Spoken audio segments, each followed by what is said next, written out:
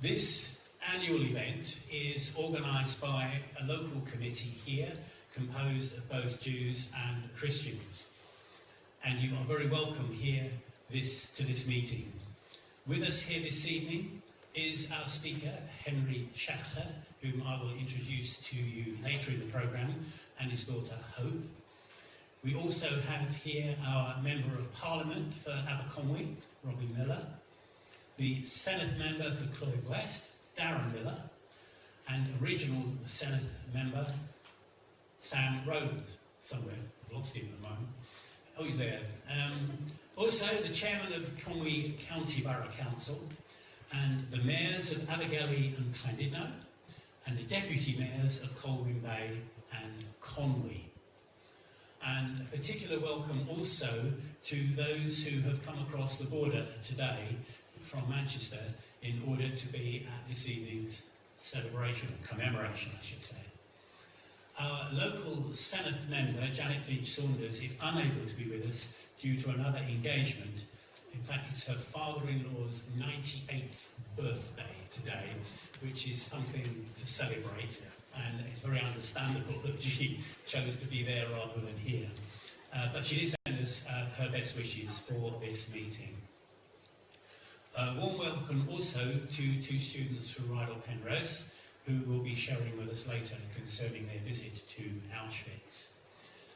Now, some of our invited guests are now going to light the 6 memorial candles in memory of the more than 6 million Jewish people who died during the Holocaust. And after this, our local Member of Parliament, Robbie Miller, will bring a short reflection. Thank you, Denise.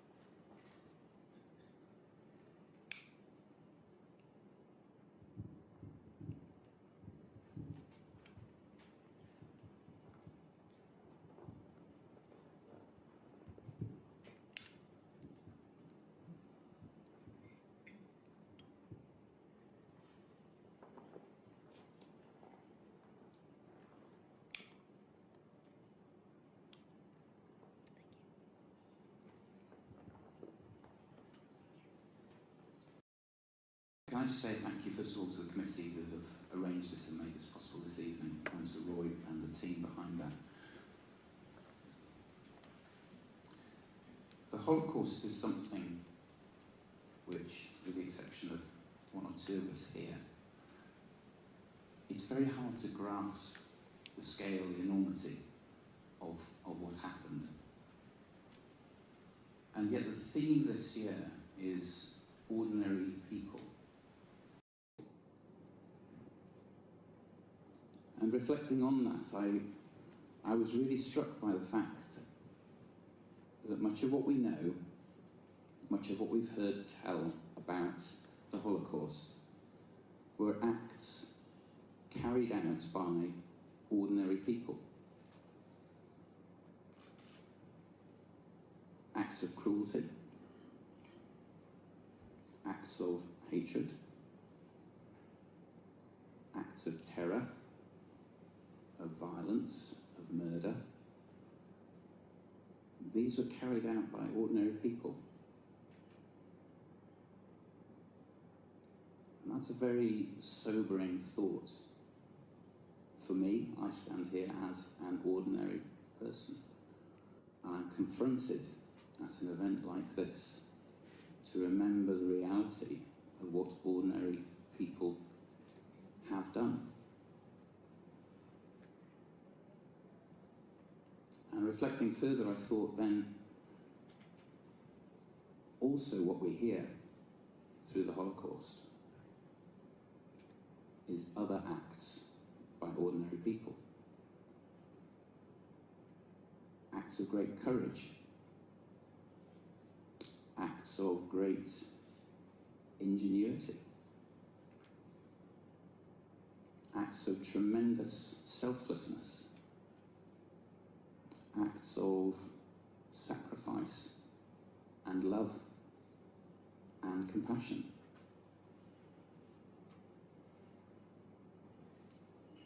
And then I thought again that, in fact, the Holocaust is more than just those 4 years between 1941 and 1945. Historians will tell us that, in fact, that era extends back as far as 1933.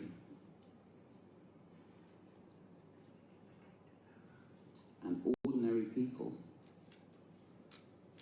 were caught up in that period. Ordinary people looked the other way. Ordinary people ostracized their neighbours. Ordinary people chose the easy way of agreeing. Ordinary people let down others around them.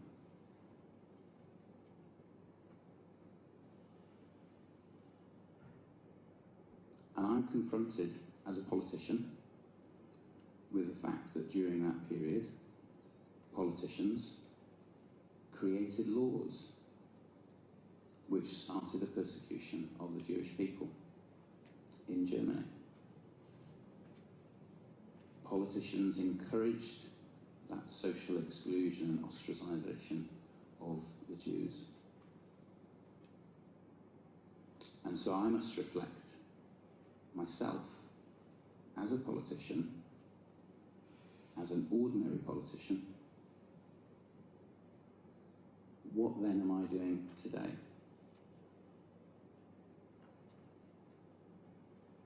We've seen just this weekend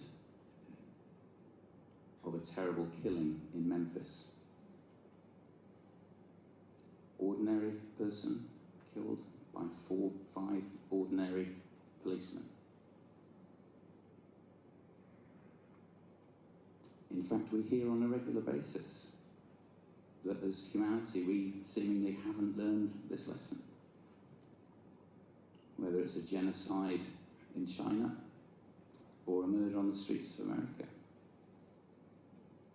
These are the acts of ordinary people.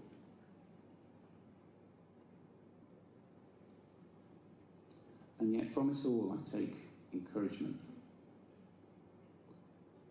And I was speaking to a lady who had been through the troubles in Yugoslavia just over the summer. Her lived experience of going through the troubles there. And she said something very powerful to me. She said, "We have tried to forget, and it hasn't worked." So the reflection I offer this evening is this: we are ordinary people, each one of us. We are capable of extraordinary things, both for harm and for good. But we must not forget. Thank you, Robin, for that thought. That's a very interesting thing for us to reflect upon. One of the group of people that has come over from the Manchester area, Cantor Michael Isdale, is now going to sing 2 Hebrew songs for us, Eli, Eli and Shir Ma'alot, both of which are taken from the Psalms. Thank you, Michael. Good evening, everyone.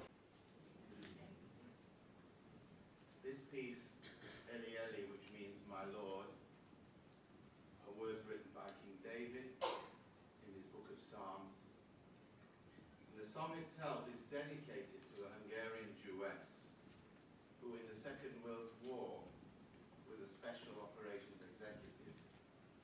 She was instrumental in rescuing Hungarian Jews about to be deported to Auschwitz.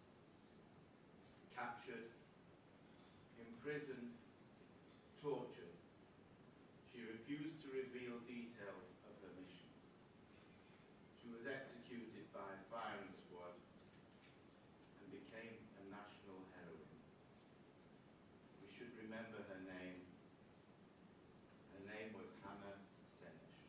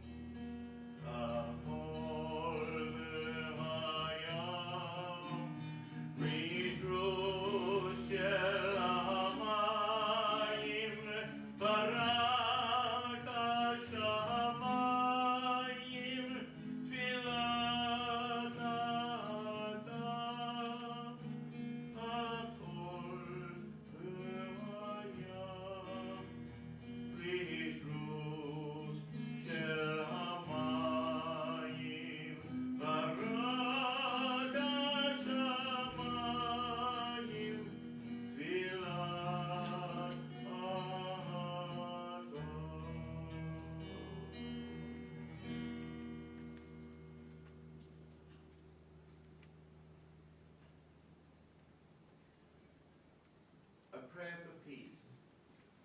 Sheila Malone. We all know the Psalm 121. I lift my eyes to the mountains, from where will my help come? My help comes from the Lord who made heaven and earth. He will not let your foot slip, your guardian does not slumber. Indeed, Israel's guardian never slumbers, never sleeps. The Lord is your guardian, the Lord is your protection at your right hand. The sun will not strike you by day, nor the moon by night. The Lord will guard you against all evil. He will guard your life. The Lord will guard your going and coming, now and forever.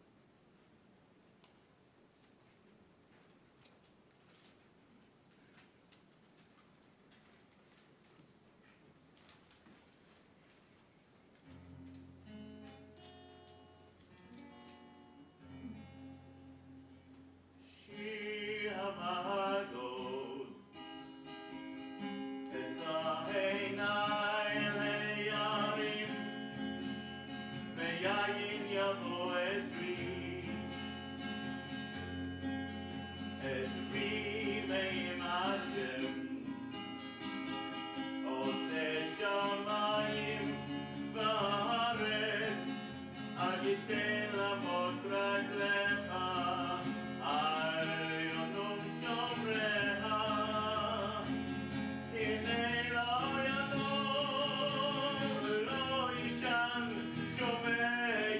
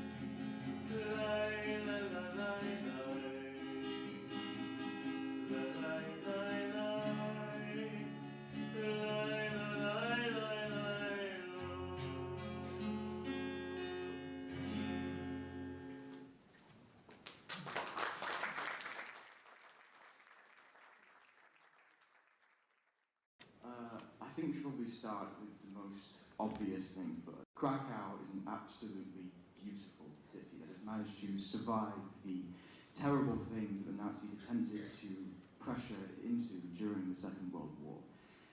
And on the first day, we visited the Schindler Museum, which Faith will discuss in just a few moments. On the second, we went on a tour of the city, and on the third, we visited Auschwitz-Birkenau. So, Faith? Yes, so on our first day we visited the Schindler Museum, as Tristan said, and really it was the Schindler Museum tour and our tour of the Jewish Heritage Route of Krakow that really set our trip in context for what we were going to be seeing at Auschwitz. Next slide, please.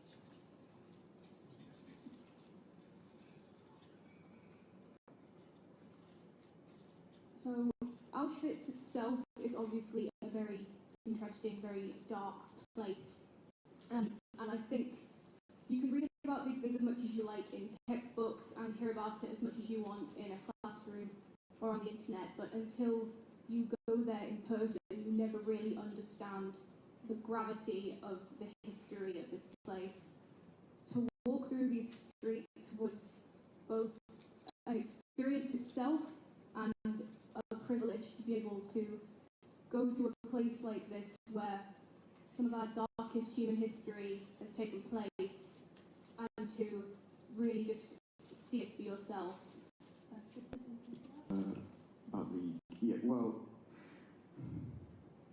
If there was one event, I think, or one place that we visited throughout our time at Auschwitz, one thing that I took away from the whole experience of being there, it would be visiting the gas chamber, the only surviving crematorium left on site, as all the others were destroyed in Birkenau. And I'm not necessarily sure if it was the plaque outside, or if it was the fact that we'd just gone through the process of visiting the museum, or if it was the fact that I knew a certain amount of information about the Holocaust before going.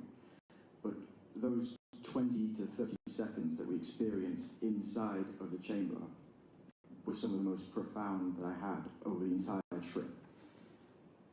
Because when we were there was this crushing sense of what I can only really describe as dread piercing inside of us, as though there was something terribly, terribly wrong about that space, that single space.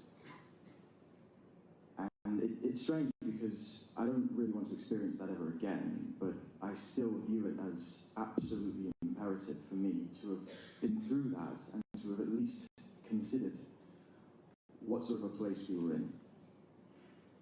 So, what did you have any thoughts? Well, just the feeling and the cold so briefly was truly, as Tristan said, a very profound feeling, and it's not something that I would ever want to experience again, but I think it is very important to have experienced it, so you can feel, well, when you walk through that chamber, it's almost as if you can feel the terror and the cold and just how wrong it was. And then after that, maybe 20 seconds, and we walked through the incinerator, or what remained of it. I don't know if it was the context or just how I was feeling, but I swore I could smell the burning. And I don't think that's something I will ever forget, personally. Next slide, please. When we visited Birkenau, which was about 30 minutes away, the digestion period, I think, of leaving Auschwitz and specifically leaving the gas chamber, it was a very, very strange sensation because effectively a line was drawn between what I thought I knew about the Holocaust before going to Auschwitz and then what actually happened. And it is an incredibly humbling experience because it taught me that I know so very, very little about what really occurred during that period of war. And when we reached Birkenau, and when we reached the train line, when we reached this place that I've seen many, many, many times in Google Images and textbooks and anything of that sort, it was really quite fascinating just how little there was left, how desperate the Nazis were to eradicate this event from history, to exonerate themselves from what happened. And yet, at the end of the train line, which I have in the previous slide, there was a memorial with this plaque written in a dozen different languages, all the languages of those who had perished at Auschwitz. And I'm not sure if you can perhaps read it, but the phrase that I would like to take away from it is a cry of despair and a warning to humanity. Now, our tour guide had been touring Auschwitz for almost 50 years, and almost her entire family perished at Auschwitz. And the final thing that she said whilst we were on tour was the Holocaust was two things: a racial affair and man's inhumanity to the second man. And the fact that Auschwitz stands today, blown open, everything the Nazis did, exposed the world, proved that their efforts to exonerate themselves from persecution failed, and that the world refuses to forget what happened. So for as long as Auschwitz stands today as a memorial, and not just a death camp, but a place of remembrance, an event like that simply can't happen again without someone, somewhere, deciding to stand up and say no. For an ordinary person to stand up and say something about the atrocities that they are witnessing or know are occurring somewhere else in the world. Thank you very much for listening. Thank you. Thank you very much. That was a very moving account, and does you great credit. I'll make sure that when we visit the school on Tuesday afternoon, when we tell the staff there how well you did in speaking here today. So thank you very much for sharing that. Now, it says on your programme that the next item is a message from Rabbi Amir. He isn't here. Unfortunately, his uncle has died very recently, and he has gone out to Israel, which is where his uncle was, to be with the family at this time. I think he actually flew out on the red-eye last night, so he will currently be in Israel for that. But this obviously also has happened at a very recent event, so it was already in your programme that had been printed. However, he rang me before he went. I just want to tell you this, to say that this event is actually one of the highlights of the year for him. As you know, those who've been before, he has come for this before. And he is so sorry to have missed this event. Now, kind of Michael Isdale, whom we heard earlier, he will be stepping in to do the Kaddish later on, that Rabbi Amir would normally have done. But instead of Rabbi Amir's reflection at this point, Sian Asbridge, our schools worker, is going to share briefly about a person who rescued Jewish people from the Holocaust. Sian.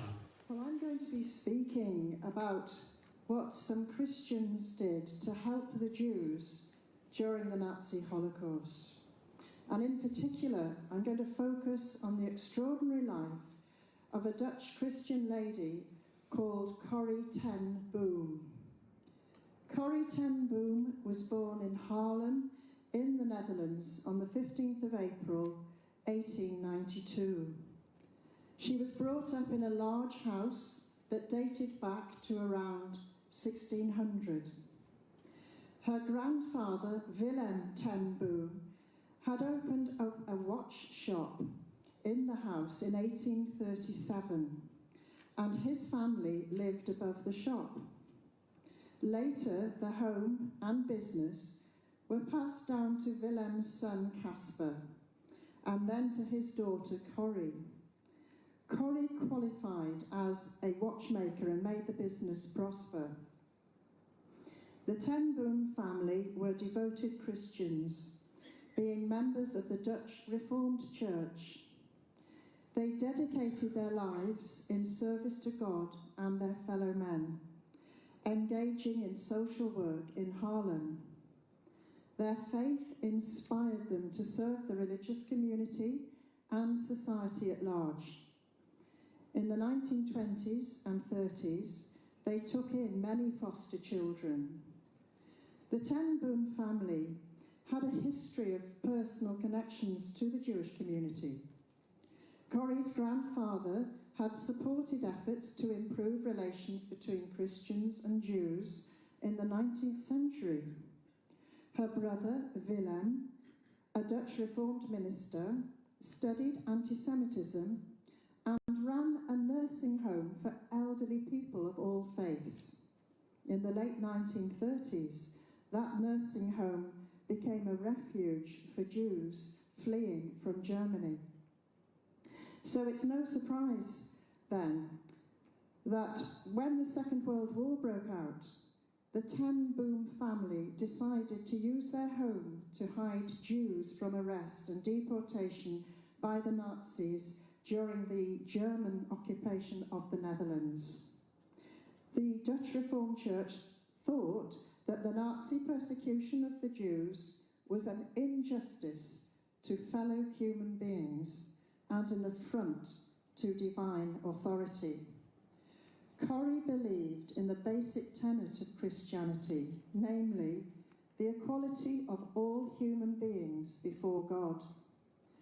Using her job as a watchmaker in her father's shop as a cover, Corrie built contacts with resistance workers who assisted her in procuring ration books and building a hiding place in the family home. This was a secret room behind a false wall off Corrie's bedroom.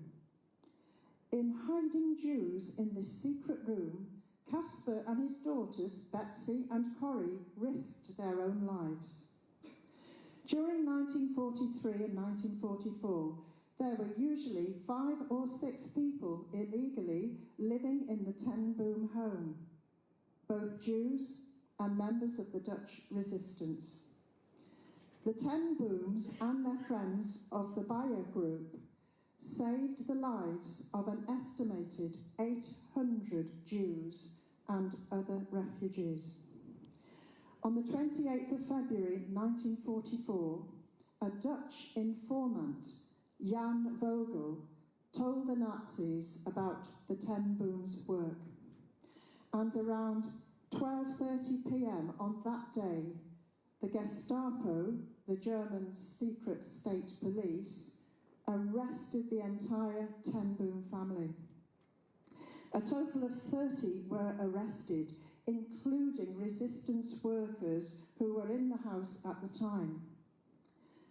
When resistance materials and extra ration cards were found at the home.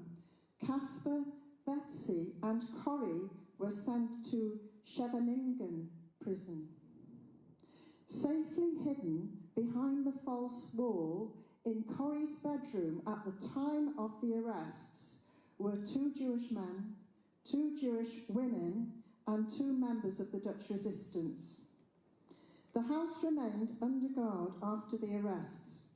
However, members of a local police resistance group were able, by cunning means, to liberate the refugees from the hiding place 47 hours later. The 4 Jews were taken to new safe houses and 3 survived the war. One of the underground workers was killed during the war, but the other survived. 10 days after his arrest, Corrie's father, Casper, succumbed to an illness and died in the Scheveningen prison. Betsy and Corrie were still there. Later, they were transported to Vught camp. Here, the 2 sisters suffered great cruelty at the hands of the guards. Corrie wrote, "Such cruelty was too much to grasp, too much to bear. Heavenly Father, carry it for me," she prayed. Life at the camp was unbearable. The old and the ill, who were slow in reaching their places in the roll call, were beaten mercilessly. The sound of the firing squad was heard more and more often. They were so frightened. The executions went on for 2 hours and more than 700 male prisoners were killed. After a while, Betsy and Corrie joined 80 women who were squeezed into a cattle truck for a long train journey to a notorious Ravensbrück concentration camp in Germany in September 1944. It was a place crawling with lice and fleas. They were squashed into a wooden bed, 3 deep. They had hardly anything to eat. Their legs looked like sticks. Their stomachs bloated with hunger as they shivered from the freezing cold in the early morning roll calls. Life was intolerable. They worked from dawn to when they fell into their wooden slatted bunks at night. Even though the observable external life grew even more horrible each day, the life they lived with God grew daily better. Betsy was very frail and weak and could hardly do the heavy shovel work. A cruel guard took great pleasure in slashing her with a whip across her chest and neck. Betsy put her bird-thin hand over the whip mark to shield it from Corrie's sight. "Don't look at it, Corrie. Look only to God." Betsy grew worse and worse. She started coughing up blood and running a temperature. But as her body grew weaker, her faith seemed to grow stronger. She spoke to those around of her of God's nearness and his yearning for him to come into their lives. She was taken off hard labour and given knitting to do. Corrie joined her, and as they knitted together, they ministered to those around them and prayed. God asked them what they were going to do in the years ahead. They had a vision of a large house, and people came who needed healing, who had suffered from being in the concentration camps. Soon after, Betsy died on the 16th of December 1944 at the age of 59. Not long after that, Corrie was given a certificate of discharge and was released from Ravensbrück at the end of December at the age of 53, just before the camp was liberated in January 1945. She did acquire a large house, and people came from all over to stay for respite and healing of the traumas they had endured in the concentration camps. For the next 30 years, Corrie travelled all over the world to over 60 countries, testifying of God's love and encouraging everyone that there is no pit so deep that God's love is not deeper still. Corrie died on the April the 15th, 1983, on her 91st birthday in Placentia, California. Her legacy lives on to this day, 40 years after her death, through her many books. You can read her story in The Hiding Place, first published in 1971. On December the 12th, 1967, Corrie was awarded Righteous Among the Nations by the State of Israel from the Yad Vashem Remembrance Authority. What a remarkable woman, and what a wonderful testimony of God's love and forgiveness prevailing through one of the most horrendous times of human history. I'm going to end by reading a poem written by a colleague of ours in Christian Friends of Israel, David Sokal. Corrie, a tribute to Corrie ten Boom. Certain moments from long ago stood out against the blur of years. Oddly shaped and near they were, though not finished, as if something more to say. Sad eyes, sitting in the wagon, Betsy and father too, taking us far away, but we didn't want to go. Hundreds of human beings treated worse than cattle. We were cramped together, but we were together for now. No hate, Corrie, no hate.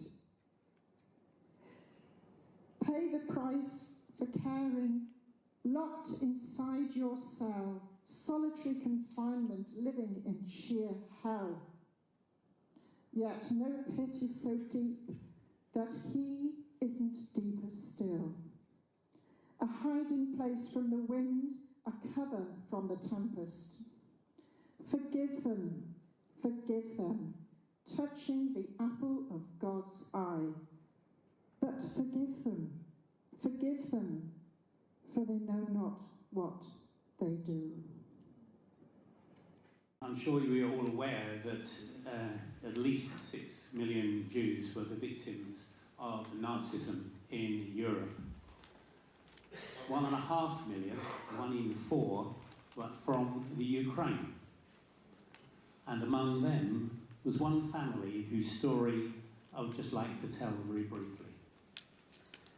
It's a story about 4 brothers. 3 of them were shot by the German invaders who attacked Ukraine, along with their parents, wives, children, and all other relatives. The 4th brother survived. At the time of the murders, he was away fighting at the front. He fought until the end of the Second World War, contributing to the victory over Nazism. He would return home 4 years later.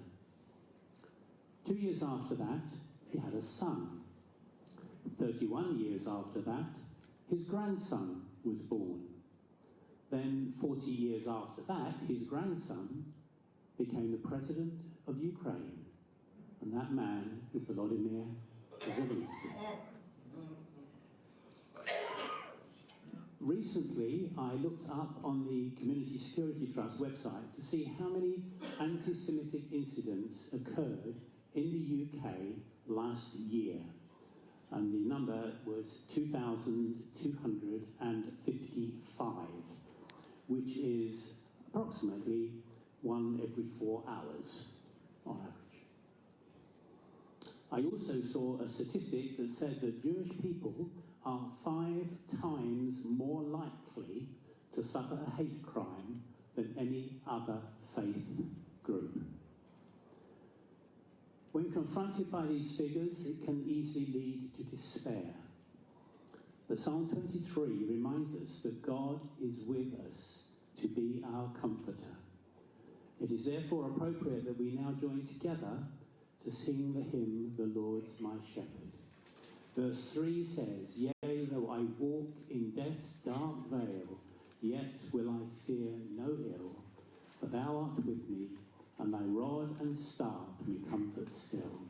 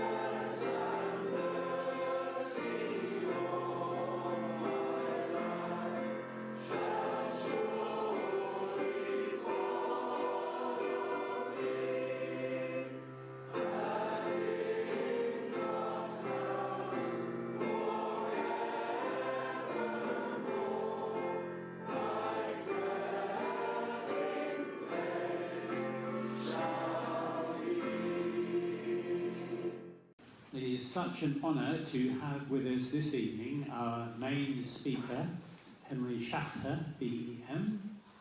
He has come here to Llandudno all the way from Bournemouth, sunny Bournemouth, thank you, accompanied by his daughter Hope. Now, just to let you know what his programme is, because this is only the very beginning of it, tomorrow morning Henry is due to speak to students at Ysgol John Bright here in Llandudno and at St David's College in the afternoon. After his talk at John Bright, he and two YJB students are due to be interviewed by ITV Wales for a piece to be shown in the ITV regional news programme at 6 p.m. tomorrow evening. So tune in. On Tuesday, he will be at Ysgol Arias in Colwyn Bay in the morning and Rydal Penrose in the afternoon. His talks will also be live streamed over the internet so that students at the other high schools in Aberconwy can tune in and even ask questions. We are grateful to the teachers and technicians at all the schools for their cooperation, and particularly to Sian, whom you've just heard, for the great work she has done in organising these lessons. Henry, please come and share. Firstly, I want to thank you and your good lady Jackie for the fantastic work, and the committee in bringing this event about. It's really very touching and very moving. You've been extremely hospitable. I can't believe it. Thank you very, very much. I really appreciate this opportunity. Okay, we haven't got an awful lot of time. Usually my talk lasts well into an hour, so I'll be very quick. Once upon a time, there came a certain day when my parents had to make a very big decision. Do I become the boy on the right, the little ghetto boy, probably doomed to die, wearing a Star of David to humiliate the Jewish people, or do I become the boy on the left, proudly carrying the flag of Israel, the flag of the Jewish people? And they made this very difficult decision because it was life or death. Next, please. I'm going to be asking my daughter, because my result doesn't work. Firstly, have a little look at this. Jews will not replace us! Jews will not replace us! Jews will not replace us! Jews will not replace us. How ridiculous. The Jewish population of America is 1.5%. The Italian extract is 6%. Irish extract is 10%. But no, it's the Jews who won't replace us. It's unbelievable. I'm afraid fascism, Nazism and hatred and anti-Semitism is alive and well all over Europe and in many, many parts of the world. Nothing's been learned, apparently. Okay, my parents actually came from Poland. We weren't always in Germany. When Napoleon withdrew from Moscow, Poland came up for grabs. And this is what exactly happened. The eastern part was taken over by Russia. The western part was invaded by Prussia. And the whole of Galicia down here was taken over by the Austrian-Hungarian Empire. And for over 100 years, there was no Polish government. They were Poles, and there was a Polish culture and Polish language, but they were under occupation of these powers. Towards the late 1800s, revolution was in the air. People were fed up with this situation, and from the Baltic Sea right down to the Adriatic, there was revolution, and people were really, really upset with their situation. When people are upset, they look for scapegoats. And this is what happened in a very big way in Poland. There were 3 million scapegoats to have a go at. My father's family came from Radom up here, and my mother's family from Tarnów down there. And unknown to each other, both my grandparents decided they've got to leave Poland. They can't cannot take it anymore. So that's what they looked around Europe. Where can we go? There's one obvious place, Germany. Because Germany had been a fantastic place for Jewish people. You could become anything you wanted, a professor, a doctor, a lawyer, even a member of the parliament. You could be anything you wanted, virtually. There was very little anti-Semitism. My aunt, who brought me up in England, always told me it took Hitler 15 years to get sufficient Germans on board to vote him into power. And I've got to remind people, when the election took place in 1933, only 43% of Germans voted Nazi. That meant 57% voted for other parties, actually went out and voted for other parties. But because it was the largest party, of course, he was given the chance to rule. And once he was in power, the Reichstag suddenly burnt down and there were no more opposition at all. But it's well worth remembering that he didn't have it all that easy at first.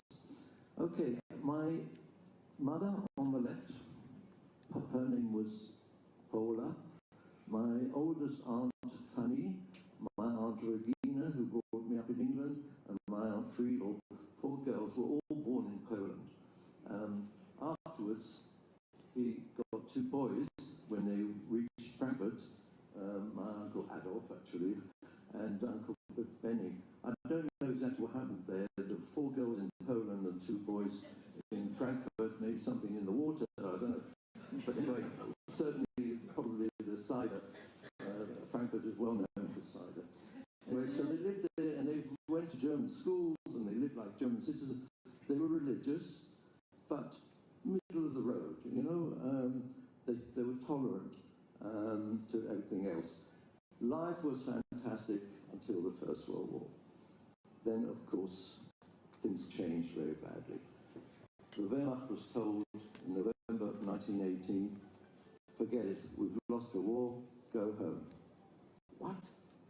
We were told in the summer that we were winning the war. What's going on? This is impossible. We're the mightiest army. We've been fighting, we've laid down so many lives. How can you tell us that we've lost the war? But they did, and that was it. And they had to go home. Now, there were 6 million unemployed in Germany, as we know, after the First World War. You had what was once proud Wehrmacht soldiers standing on street corners selling matches with a tray or shoelaces. Can you imagine? There was very little social services. So when the Nazis said, hey, boys, it wasn't your fault. We fought and we would have won, but we were stabbed in the back. And who was it? It was the Jews. They did it. They did it to us. That carried a lot of weight. Go on. I'm going to have to speak to my daughter because my gazonka's not working. So she's my gazonka for the night. Gazonka is something technical. So it was very obvious that it had a lot of people. People were starving, don't forget. And they promised them full employment, which they did, because they stuck a spade in people's hand, go and work. You know, there was no shirking. And that they would, once again, Germany would rise from the ashes and would take its rightful place as the Herrenvolk, the master race, and that was all very appealing, I must say. So in order to boost their anti-Semitism, they were very, very clever, very good at propaganda, as we all know. What's his name? Joseph Goebbels was Minister of Propaganda, and every month or so they brought out a poster vilifying the Jewish people in the most terrible way. They even brought back the blood libel in their Stürmer, which you know wasn't invented by the Germans. Hang on, Hopi. It wasn't invented, it was actually 1152 that the first case of the blood libel took place in where? In York. In York. And then subsequently Lincoln and Stoke-on-Trent, which led to the Jews being expelled in 1200 odd. Anyway, the last trial, blood trial, libel trial, was in 1913. Where? Ukraine, in Kiev. 1913. Anyway, right. Radicalisation, we've seen this word many times in the last few years, unfortunately. This was an invention of the Nazi Party. They knew that if they were going to rule the world, which was their aim, first Europe, there was a song the soldiers used to sing, Heute nach England marschieren und morgen die ganze Welt. Today we're going against England and tomorrow it'll be the whole world. This was the song there. They intended to do it, but they needed the people behind them. And they were masters at radicalisation of the youth. Hang on. They joined at 10 and went up to 14, and then from 14 to 18 into the seniors. All other youth groups were abandoned, abolished, no more scout movements, no more church youth movements, nothing. Only the Hitler Youth.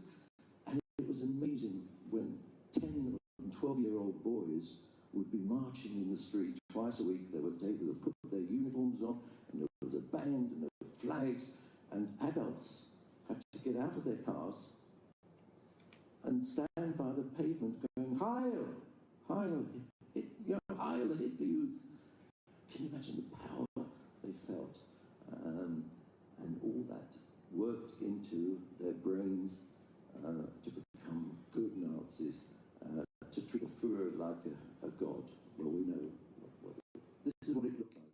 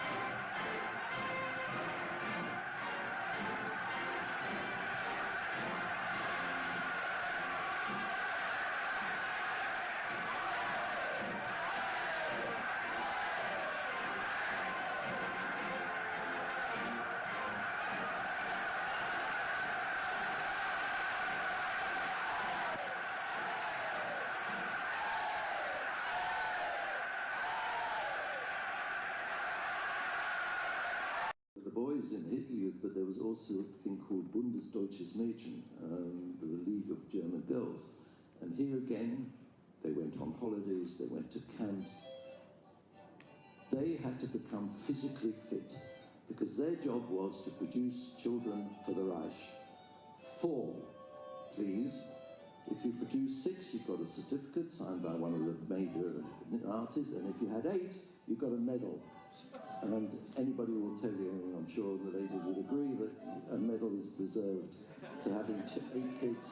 And that was their purpose. They weren't there to fight, but they learned various different skills. They worked in the fields with the farmers. First time they'd ever been on a holiday, a lot of them, because they were very poor.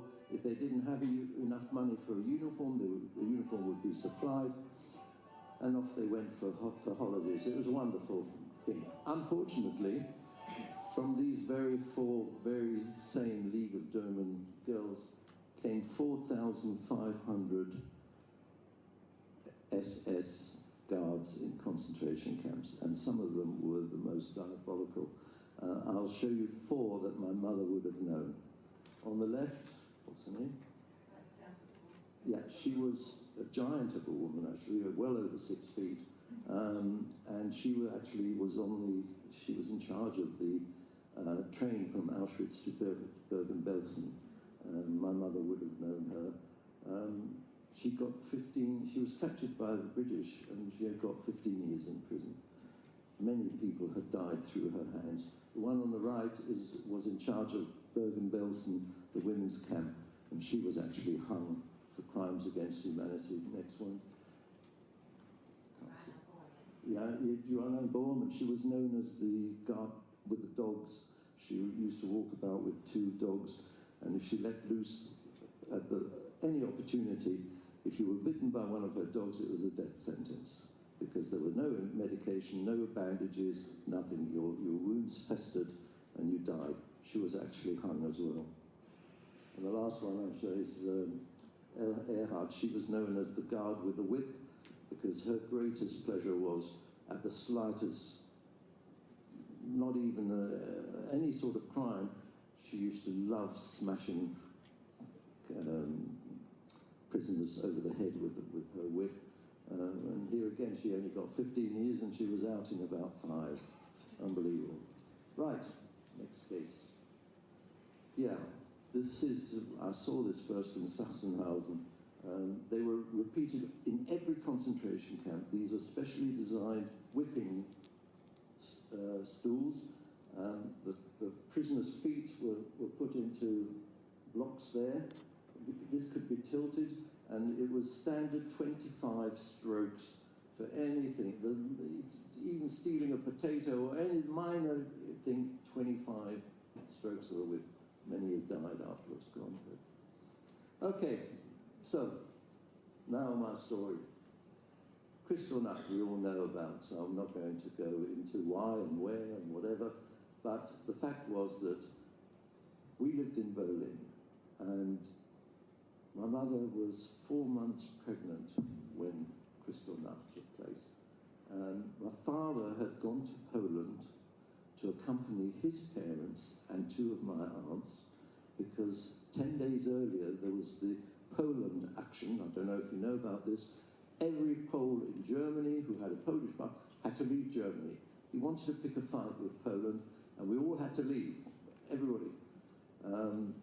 3 days later, he changed his mind, and you could come back if you wanted to, because the Poles very quickly threatened to chuck all the Germans out of Poland, and there were a hell of a lot more Germans in Poland than the other way around. But anyway, he was there in Poland trying to settle my grandparents down, and my mother was on her own. She'd heard that the Hitler Youth and SS were invading into people's houses, so she was very frightened, and she wanted to go to some friends to at least be with other people.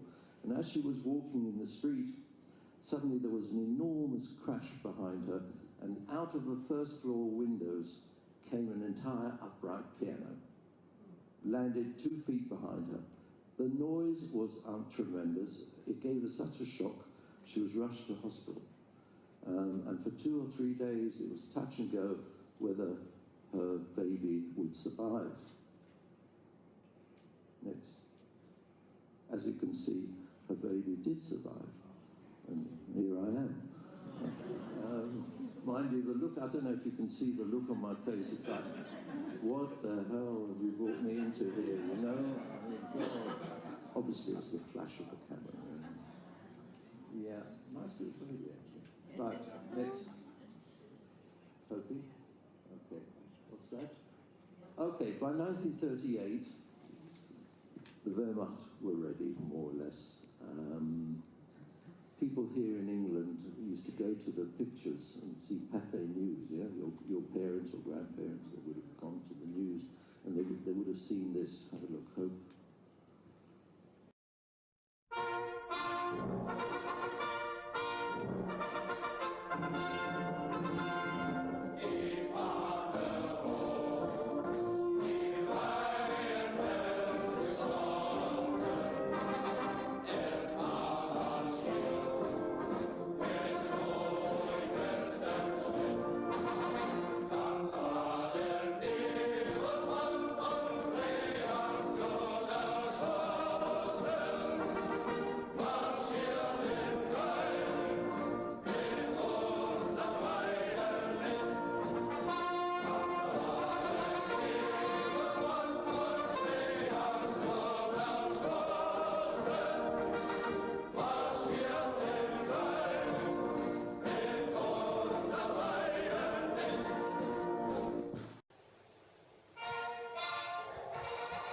This is while our Prime Minister, who came back from Munich, waving a little piece of paper, you know, my signature and Hitler's signatures on here, and it's blowing in the wind, you know. And they were looking at this thinking, really?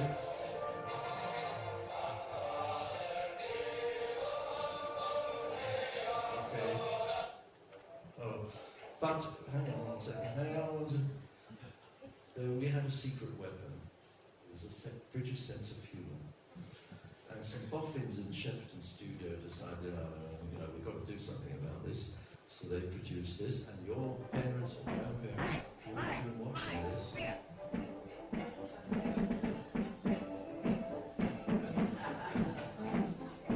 It took the pressure off, yeah? Suddenly we weren't so frightened. I kid you not, it used to boost people's morale. What's next, though? Right. So my family, I mean, they'd been right, you know, growing up with Nazis all the time. So they started to prepare to leave. Problem was that as the winds of war blew over Europe, there was very little chance of getting into any country. We know about all the America closed. Once upon a time they said, bring us your poor, bring us this, that, the other. No, nothing. It was a very strict quota system. You couldn't get 15,000 were allowed into Palestine a year. 15,000, mind you. The British tried to make up a bit with the Kinder transport, allowing 10,000 unaccompanied children into the country, which was an amazing event because nobody else did it. That's for sure. You probably met some of them. I believe some were stationed here somewhere in a castle around the corner somewhere. So my family tried to get them. 3 of my father's brothers and 1 sister had learned to become farmers. From being business people, they'd learned to become farmers, and they were going to go to Palestine to work the fields. My mother's family managed in 1938 to get temporary visas as au pairs for the girls and theology students for the boys. So 2 of the girls and 2 of the boys came to England in 1938 on 1-year visas. But of course the war broke out subsequently, so they stayed on. This was not the case with my father. My father and mother had their parents in Poland, in Tarnów, and they chose to go to Tarnów to be with them because you couldn't get a visa anywhere anyway, not even if you lived in Poland, it was impossible.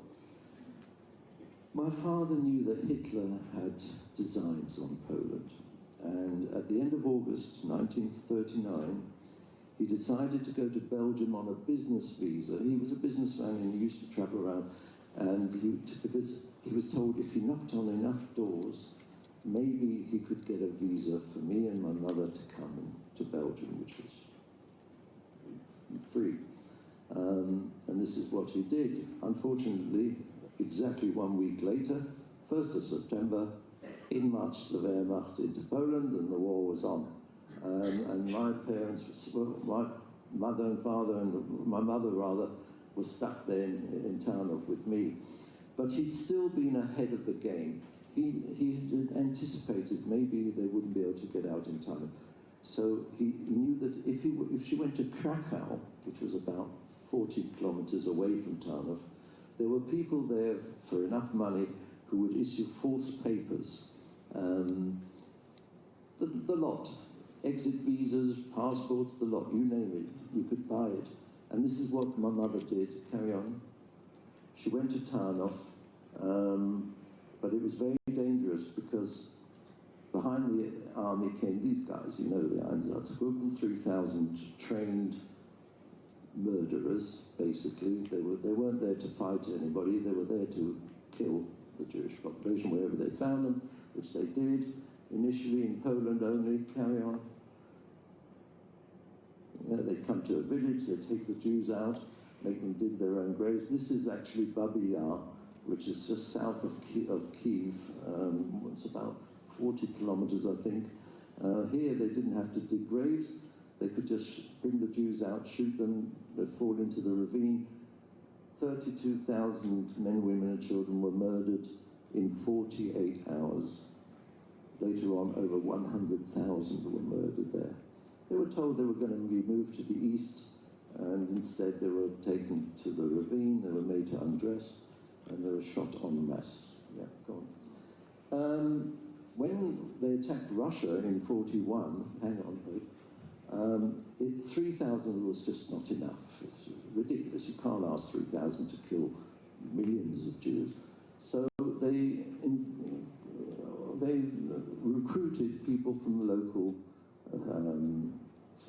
people, and there was Latvia, Lithuania, Ukraine, and they finished up with something like 27,000 that joined the original 3,000, and they were called the Judenvernichtungsbataillons.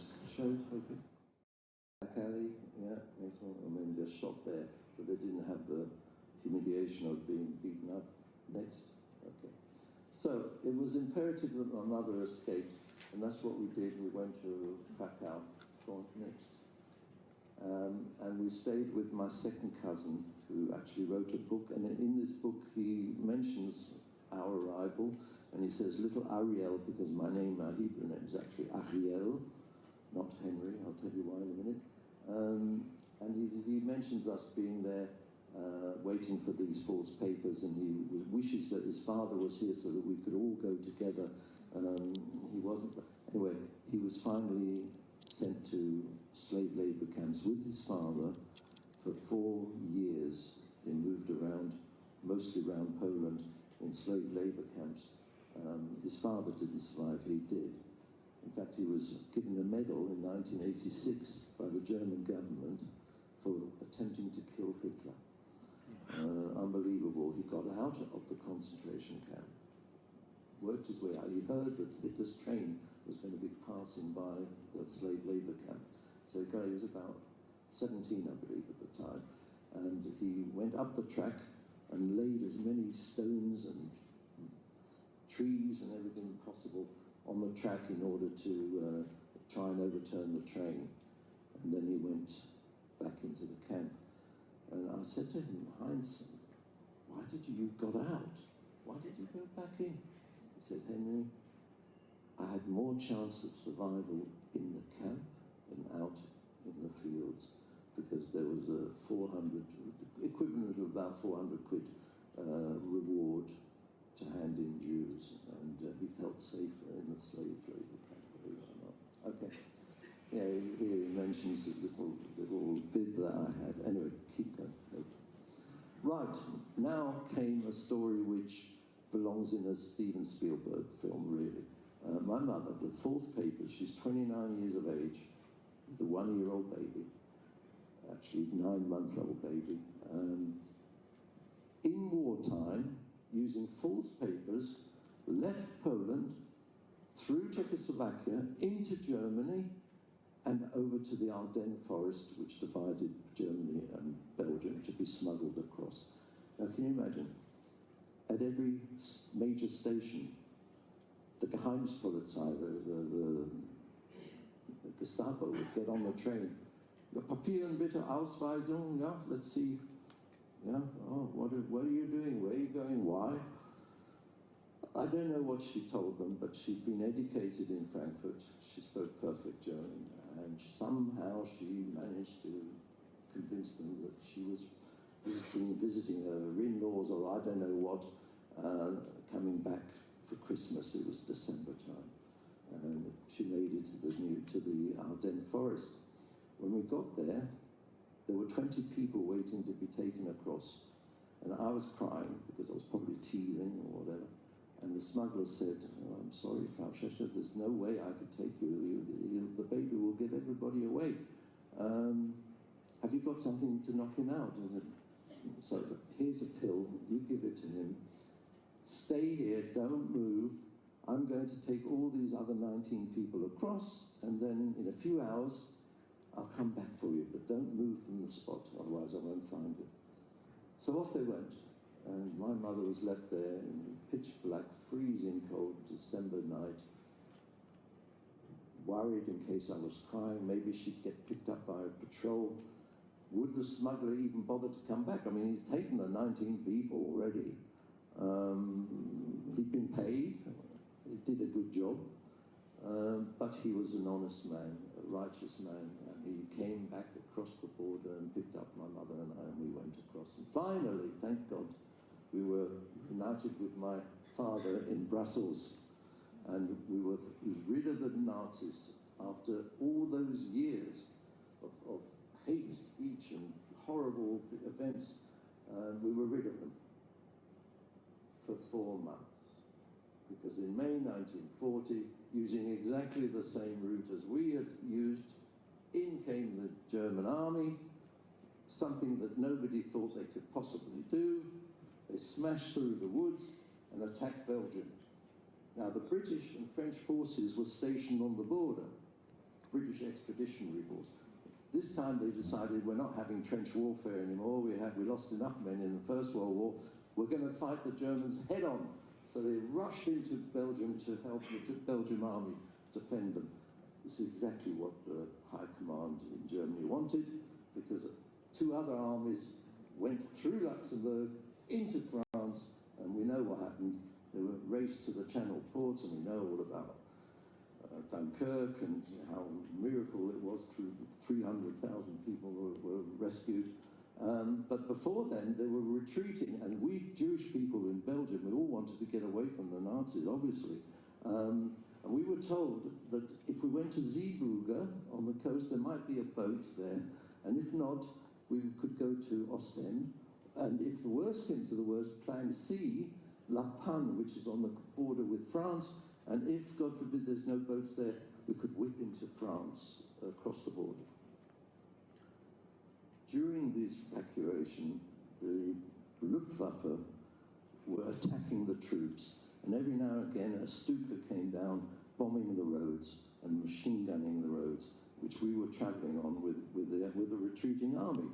In one of these attacks, my father was wounded in his arm, and one of the medics, I don't know if they were French or British, I don't know, patched him up. And when they said, "Where are you going? What are you doing?" They said, "Forget it. There's no boats in Zeebrugge. France is already, the Germans are already in France. So you're better off just not get killed on the road, go back." So that's what we did. We went back. We hadn't got any option but to go back. Now, we knew that we had to be very careful because my mother had seen what had gone on in Poland.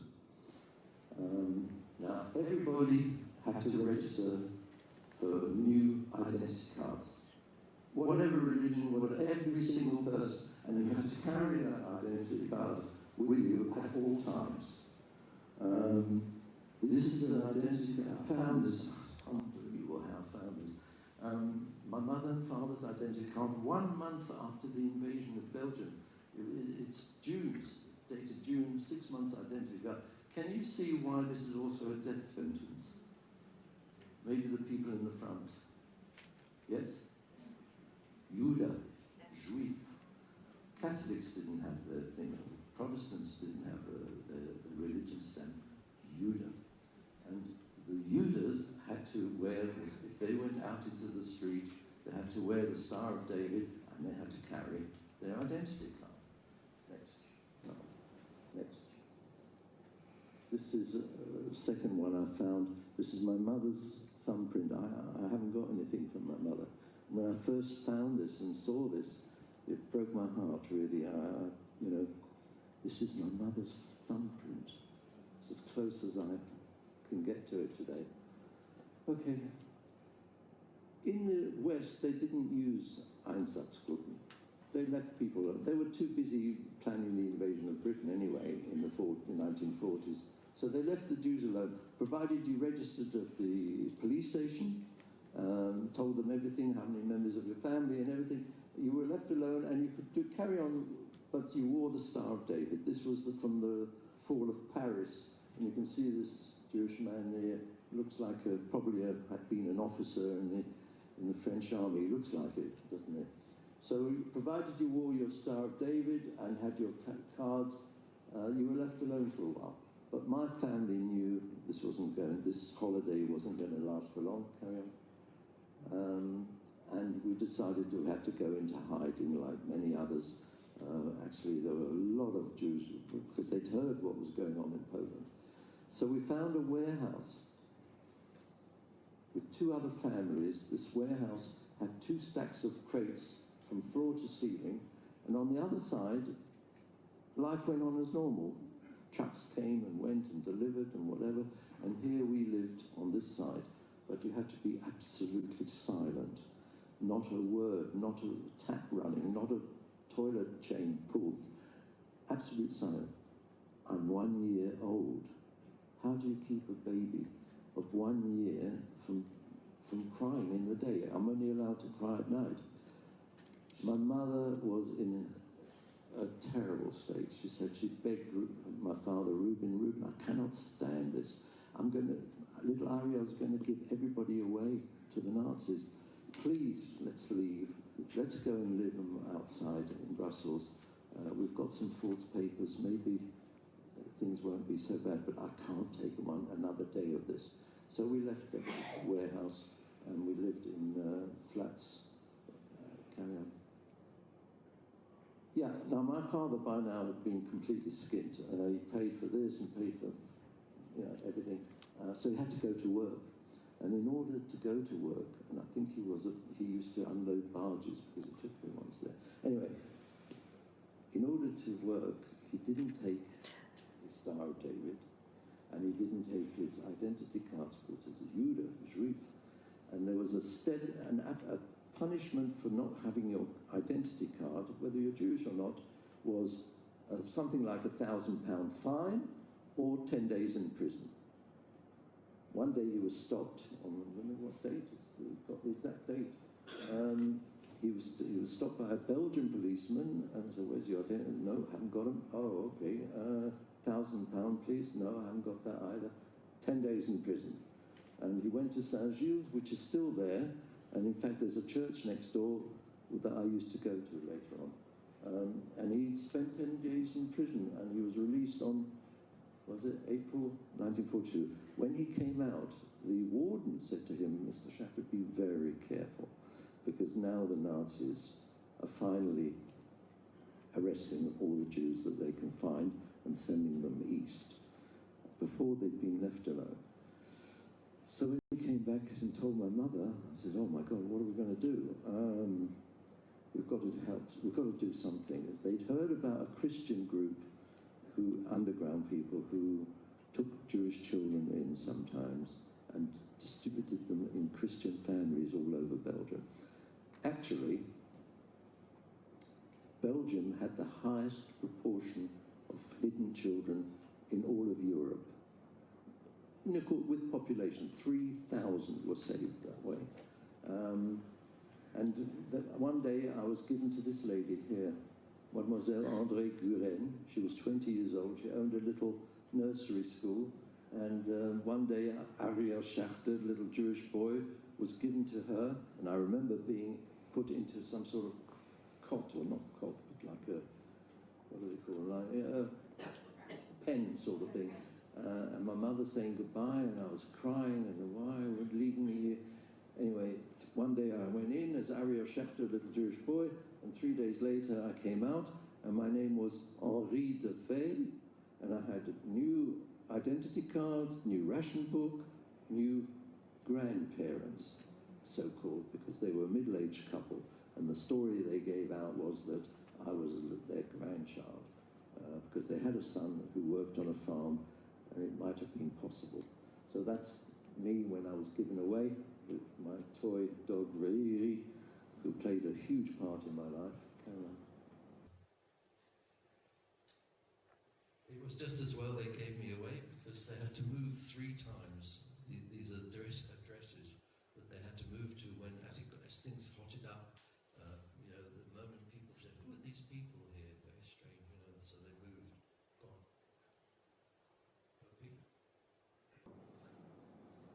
OP? Right. just as well, because otherwise I would probably have finished up like these children and been introduced to the gas fans. Now, when I talk to schools, they never heard of it. You may have done, I don't know. But this was an invention which the Nazis used on their own people in 1935 to get rid of anybody who was physically or mentally under par. They used to use gas fans, and they took this with them when they went to Poland. Next. They were hermetically sealed vans. There was a steel cover over the hole which comes from the exhaust pipe, and here's a grill which allowed the carbon monoxide to come into the vans.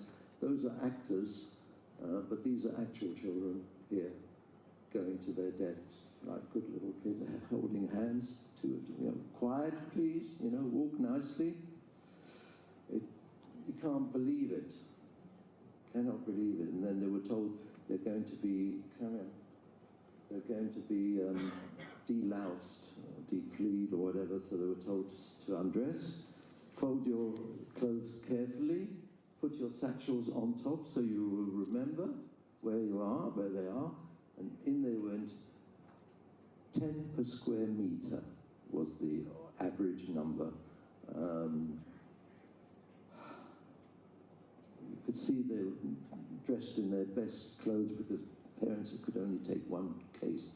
So they put the kids' best clothes on them, thinking, that you could see these little sailor suits. Talk about death of the innocents. Okay, go on, Hope. Next. All right, I won't go through this. I found a document that was sent back to Berlin. Unterbahnsturmführer was given the job of analysing the system, how to get it better working. And he talks about leaving the light on in the van because otherwise, when the doors close, it's found that the screaming starts and they try to get out, and it's hard to close the doors. And they talk about cargo, the cargo shift. So it was all scientifically, next case, and the next, scientifically worked out. Apparently it took about 4 minutes before the screams and the banging on the sides of the vans died out. 4 minutes. Can you imagine? This is where I was brought to Rue de la Victoire. It's been pulled down now, it's modernised and whatever. I took this picture when I was 11, when I went back to visit the parents, mamans, I called them. I remember it so well. I wasn't allowed to have any friends because that was too dangerous. I wasn't allowed to go to school because that was too dangerous. I spent all my time, most of it in that basement, watching people's legs go by on the cobbled streets. Every week I was allowed to go to church. He was a very religious Catholic, and we used to go together to church. He and I were best of mates. In fact, he used to produce saccharin in the cellar to sell on the black market. He loved his tobacco, and he had a row of pipes, and from long ones down to small ones, and the one at the end, the very smallest, was my pipe. And as a treat, I was given a bit of tobacco. He showed me how to put it in, how to light it, and the two of us would sit there like two old biddies, puffing away on the pipes. I tell the kids at school, don't do this at home because it's not really advisable. The only thing I knew about life outside was through Barbar the Elephant and Tintin. You probably heard of him. I got these comics, second-hand comics, and my whole life was sunk into the stories of these two characters. Children have got amazing imaginations. And I could see myself in there because I had no other contact with kids at all. Okay, Hopi. On my 5th birthday, a miracle happened. My mother, somehow, I don't know, she got the ingredients to make a cake, and she came to visit me. And we had the cake, and I showed her my comic books, didn't have anything else. And after about an hour or so, it was time for her to go home.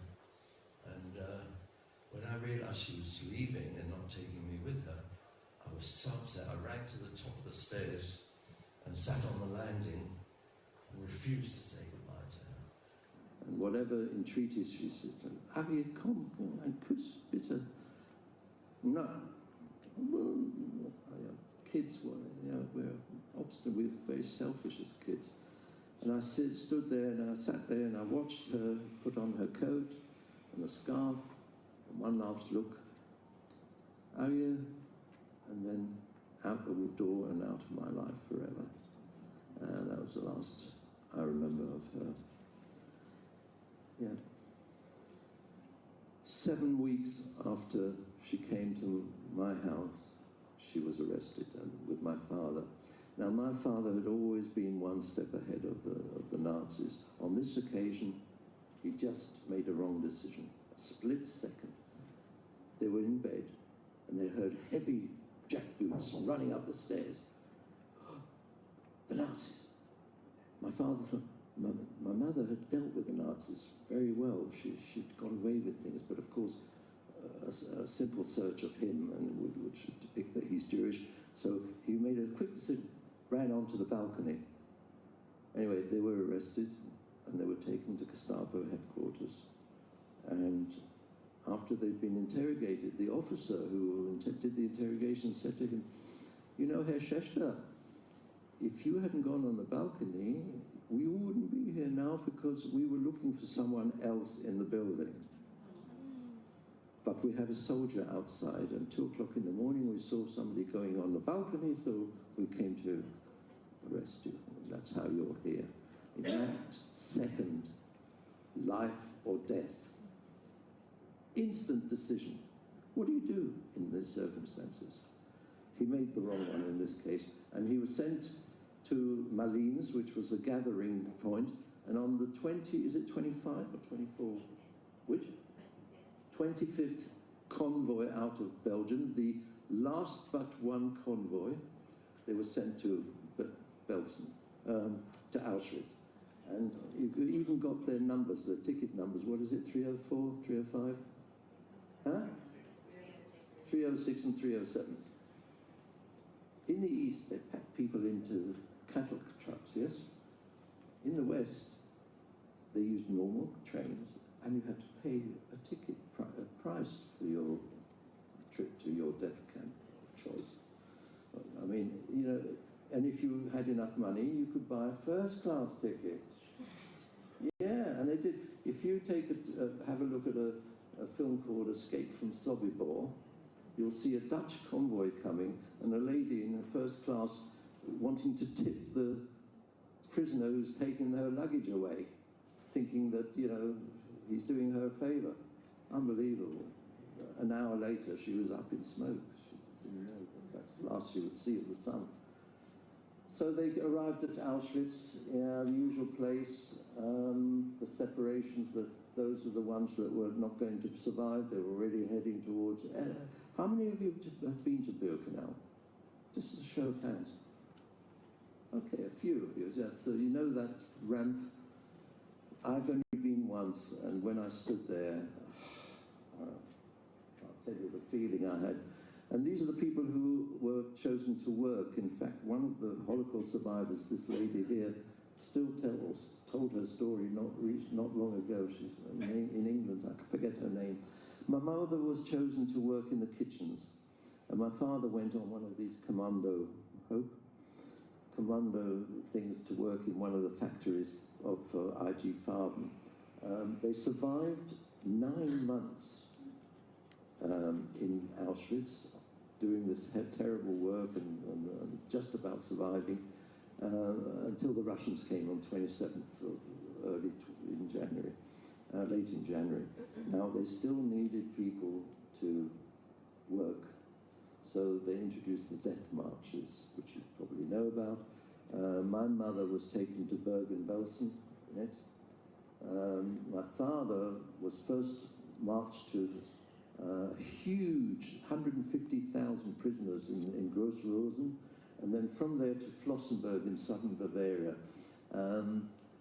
The trip was unbelievable. It was literally a death march. You know what it is. I don't have to go into it. So my mother was taken to Bergen-Belsen the other day in open cattle trucks, and it's terrible. And my father went first across Rosen and then across Czechoslovakia to Flossenburg concentration camp there. When they got there, the Jews were put to work in a stone quarry. Polish and Russian prisoners were taken into the factory to produce aircraft wings, so they had an easier job inside rather than quarry. I heard this from a friend of my father who was with him. He said, "Your father told me I will not survive another day unless I escape." And they were surrounded by forests there. And he said to him, "Don't be silly, you know, the war's nearly over. We know that the war's nearly over." He said, "I'm going to die, don't you understand?" So he gave him a little bit of his bread, and the next day, when he thought nobody was looking, he made a dash for the forest. But a guard did see him, and he shot him as he was running.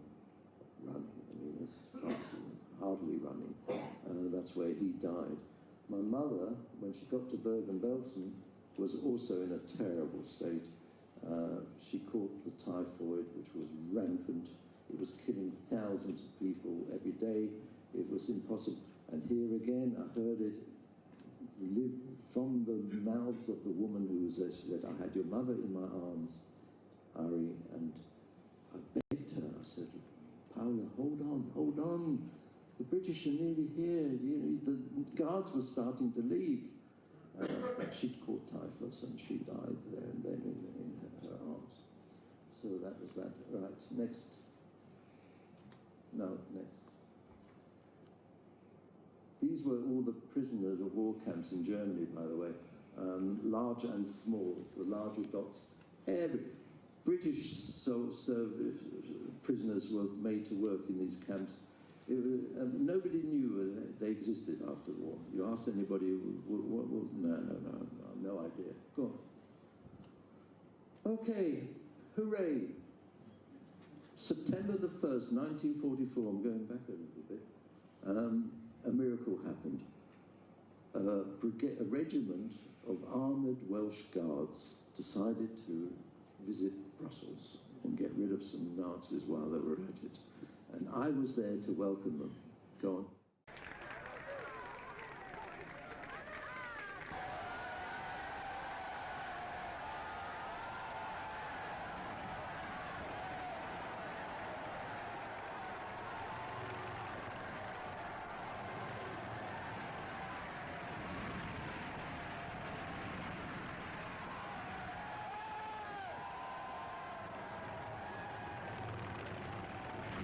Right. Oh, you was having a railroad time. Right, go on, hey, right. Now, everybody who stayed in that warehouse survived. 4 years of being in hiding. My cousin, who was 13 when he went in and 17 when he came out, his hair had gone completely white. Absolutely white. My Uncle Jonas, who married my aunt, he was in the diamond business, and 3 days after the liberation, Antwerp was liberated, and he wanted to go and see who was left of his colleagues, is there anything left of the diamond trade? Anyway, he got on the tram to go to the station in Brussels, and as he's ding-donging along, sort of 10 minutes, he said, "Oh my God, I'm going the wrong way. I mean, he'd been incarcerated for 4 years. I'm going the wrong direction." So he got off, crossed the road, and waited to take a tram the other way. And as he's standing there, he sees this little boy on the other side of the road going, "La guerre finie, la guerre finie, la guerre finie." And he's looking at him and he's thinking, "Oh, look at that, even little children are so happy that the Germans are gone." And just at that moment, the boy looks at him, puzzled, runs across the road, "Papa, Papa," into his arms, and he looks down. "Ariel?" Short for Ariel. And it was me. I thought he was my father, because I remembered my father being fairly short. And the way he looked at me with the empathy in his eyes, he'd been looking at me with love. And I thought it was my dad, and that's how I was found. 3 days after the liberation of Brussels, I was found. Many children were never found because there was nobody there to look for them. I would have been found because they had a very good system, which I won't go into now, but I would have been, but it would have taken months. As it was, it took me months to get to England. Next, please. There I am. This was June 1945. The war was over now. That's my maman and parent. He's the one, she was a bit of a tough nut, but he was my mate. We smoked together, you know. I didn't want to go to England. Whew. As you can see on the look on my face, because I already had a girlfriend. And now I found a girlfriend, and I was very much in love. And by now, he stopped smoking pipes and he smoked Dutch cigars. And on the Dutch cigars, there was a little round gold paper ring. And just in December 1945, just before I came to England, I said, Solange, venez ici, and give me your hand. And she gave it. And I stuck this ring on her thumb. And I said, maintenant we are engaged. And I will come back when we're older, and we will get married. Yes, yes. Yeah. Anyway, so I did finish up in England. Next. Okay, this is the last slide. We know what this is, and I don't want to belittle it. Horrendous terrorist attack on the Twin Towers. Nearly 3,000 people were murdered that day. It echoed around the world, and I'm not belittling the disgusting event. However, think of it, why do we concentrate so much on Holocaust? Think of it this way. On average, 3,000 Jewish men, women, and children were murdered every single day of the week, on average, for 5.5 years. That's the enormity of the Holocaust. I went to Germany last year with my daughter, and I spoke to 8 schools there. At first, I was very, very worried about what sort of a reception we're going to get, you know. And I've subsequently been invited to visit further south in the where Munich, you know, down in the south area. I did have some German students who were desperate to find out what their great-grandparents or grandparents did. They are wonderful young people, mostly Christian, admittedly, very motivated to find out, because nothing had been said to them. And these were some of the... Oh, you can't see the translation. But anyway, they were all giving a thing about what their parents or great-grandparents did. They were out-and-out Nazis and this and that and the other, and they're now representing them, and they want to put a line under this and to say that they are supporters of Israel and this and that. Wonderful people. So I'm looking forward to going back there again later on this year.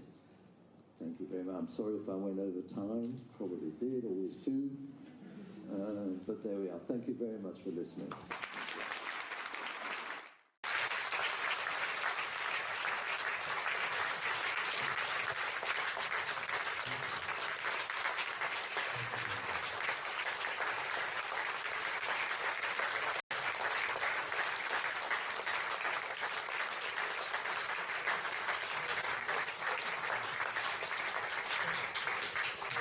There we are. Well done. Well done. What an amazing story. Let's just, before we move on, let's spend a few moments just being quiet, thinking about that, and maybe just taking away one particular thing that Henry said to us there and pondering it.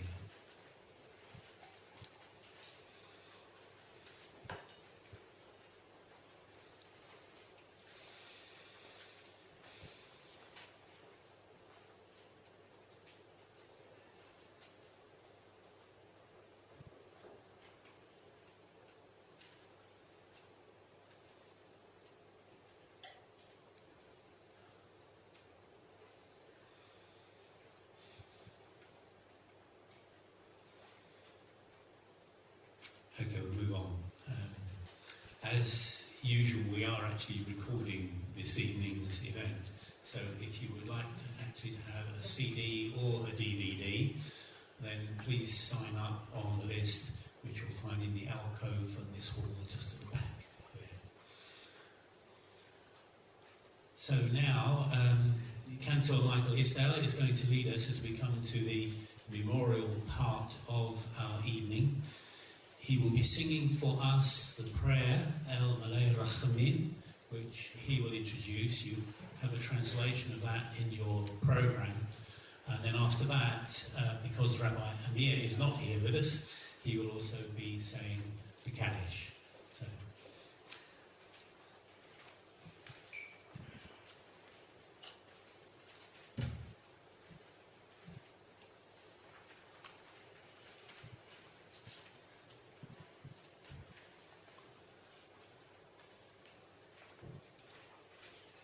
This prayer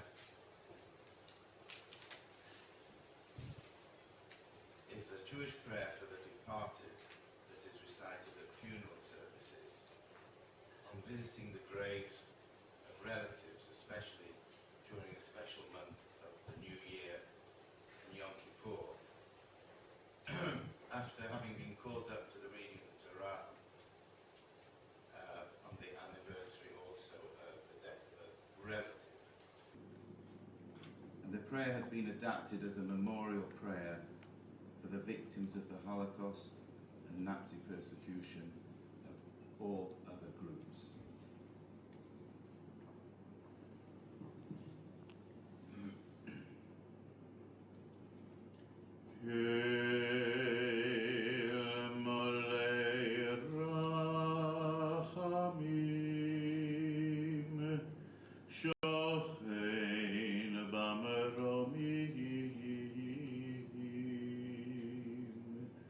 Hametzei menucha nechona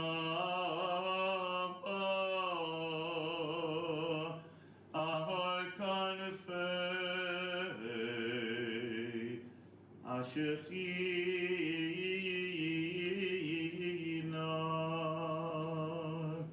b'malot kedoshim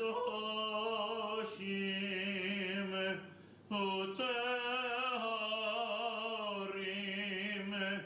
kezaharakiya mehirin umazirin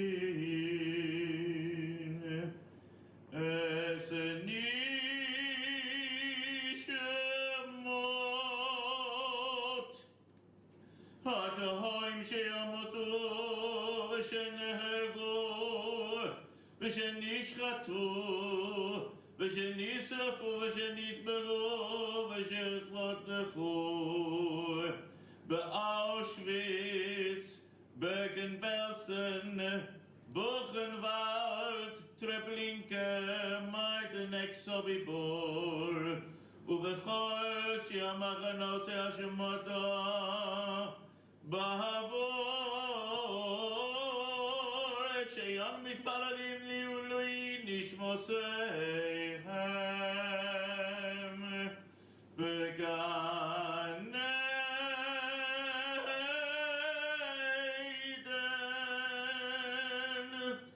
עדן תהי מנוחתם לכם ולרחמים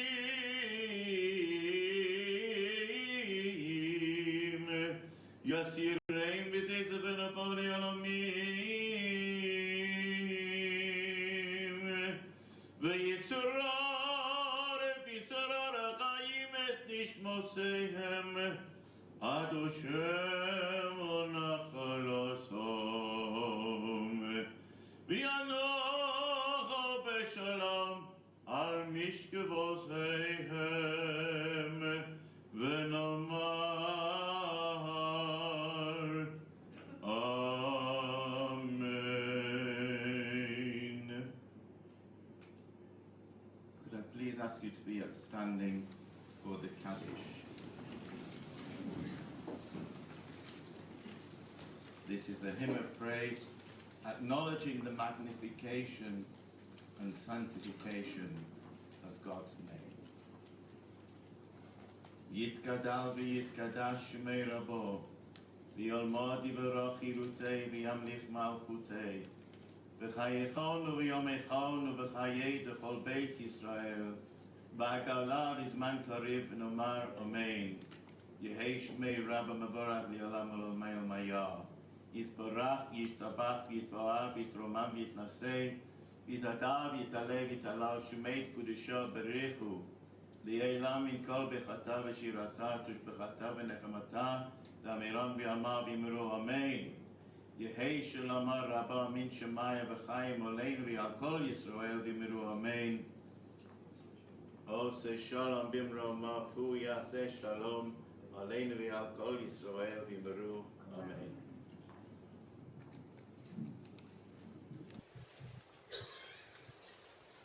Please be seated.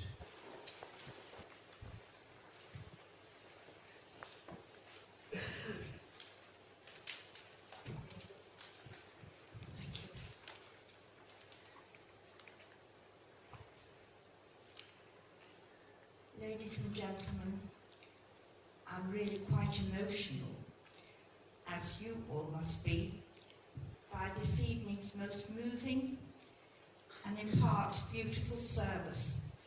And I'm so very touched to have been invited to give the vote of thanks on behalf of the small but still important North Wales Jewish community, as well as all present here this evening. Our thanks in particular go to the Christian Friends of Israel for all that that organisation does to ensure that the memory of that desperate stain on humanity be not forgotten. When so many Jewish, and not only Jewish, men, women and children were put to death, thank you for keeping their memory alive for so many. A commemoration for this very important Holocaust Memorial Day does not happen without incredible organisation and effort to effect that.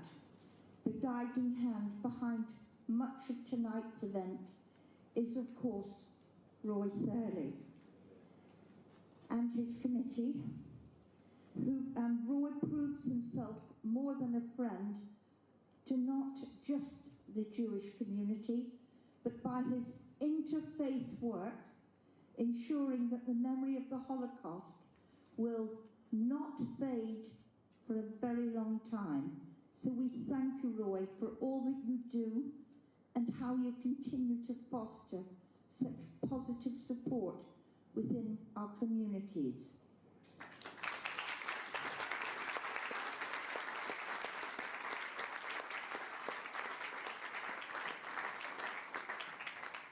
We're also much buoyed to have with us this evening Robin Miller, MP, for Aberconwy, as well as members of the Llandudno Council, who, as always, have very generously supported this event, and other councils. And at this point, let me thank St. George's Hotel, who have so graciously hosted this evening. My thanks must also go to Christine, our beautiful pianist, and also the important behind-the-scenes man, Kevin Fisher, who ensures that all is well technically. So thank you all. I think we will...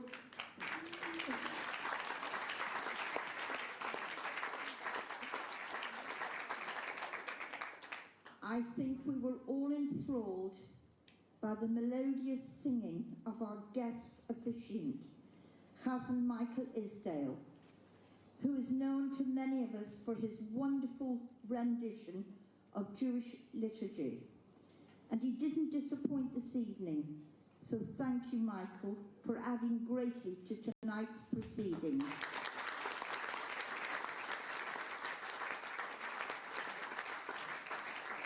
While we're on presentations, weren't the young people from Rydal Penrose just amazing? They always do add to the atmosphere. I've been here before. and for their extremely moving reports of Auschwitz. We thank you.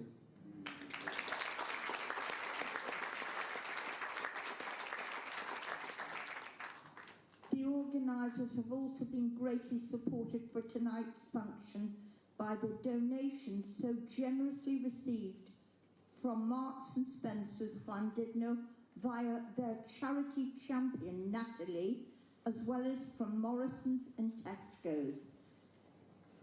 So thank them.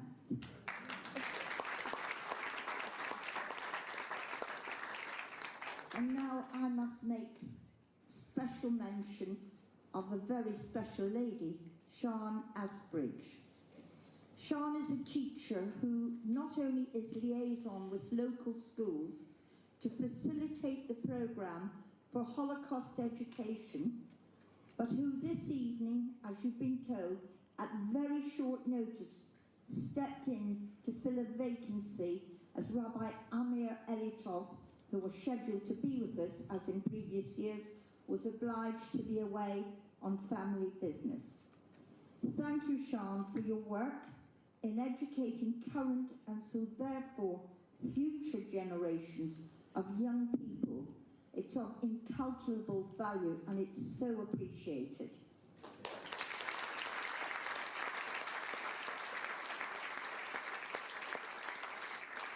But now, all of those to whom I offer thanks will understand that for this evening, particularly, our very special gratitude goes to our esteemed guest of honour, Henry Schachter, who along with his daughter Hope has travelled from Bournemouth to be with us this evening to share his story.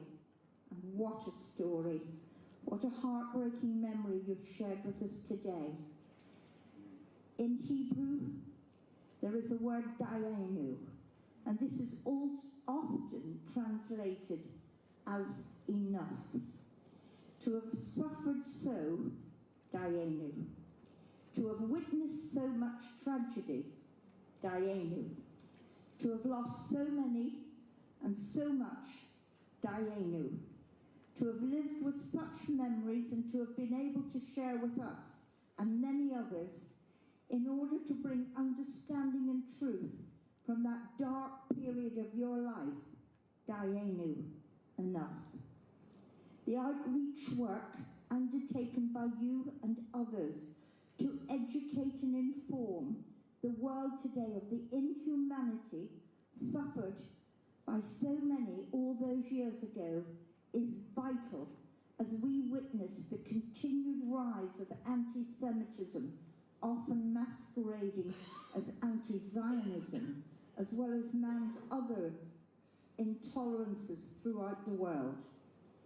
Henry, we wish you strength and courage to continue spreading your invaluable message, and thank you for being here this evening.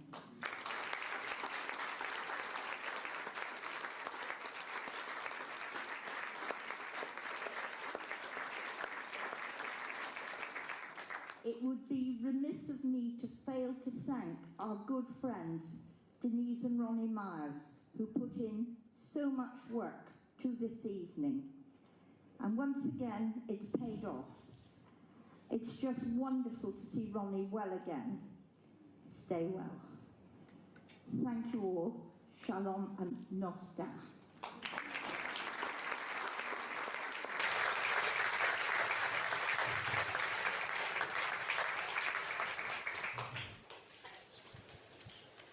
Thank you, June, for those words. Okay, now we are now going to stand for the two national anthems. We shall be singing first the Israeli national anthem, Hatikva, in Hebrew. We know from historical records that many of the Jewish people who were killed in the extermination camps went to their deaths in the gas chambers singing this song. So it is highly appropriate that we should sing it at this commemoration. And after that, we will be singing the first verse and chorus of the Welsh national anthem, which will of course be sung in Welsh.